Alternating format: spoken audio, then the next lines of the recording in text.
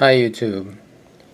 Today I'd like to discuss about what's happening or what's going to happen with this war in Syria. I watched President Obama talk on CNN yesterday announcing that we should have a military strike, but he will ask Congress to debate it out and figure out what the next course of action will be. So it's a little bit of a standby moment. We have about a week or so until we find out what the Congress will decide and what President Obama will decide eventually. In the meantime, how will this affect the prices of gold and silver? Will it continue to push the prices up in a bullish manner, or will it create more uncertainty and maybe the prices will go down? I don't know. But I did watch President Obama talk, and it came across as a little bit scripted, a little bit planned. I don't think he's fully in agreement with attacking Syria. I think in the back of his mind he's saying, well, if we do, there's going to be more problems down the road.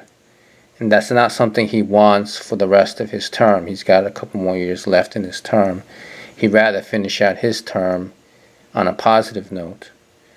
But and I kind of think the same way, because in terms of not attacking, I think the best solution here, well, not really a solution, but it's just the better thing to do by not attacking and cooler heads prevail kind of thinking. There's already battleships over there deployed and ready to strike. Oh, be right back. Alright, so the battleships are deployed over there and ready to strike. And let's say that we do strike. Many of those countries out there, around Syria, are not going to like this. And it's just like a domino effect waiting to happen if there's missiles launched on Syria.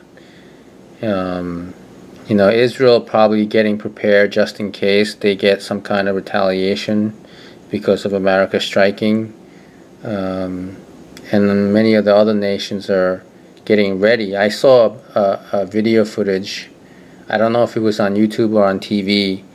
Everybody was stacking up in Syria of all this like bread. They got this like pita type bread. I don't know what you call it, but they were, taking like a month's supply, and they were going to leave the country or somewhere out, out in the Turkish area or other borders to, get away from the bombing, because it's their life here.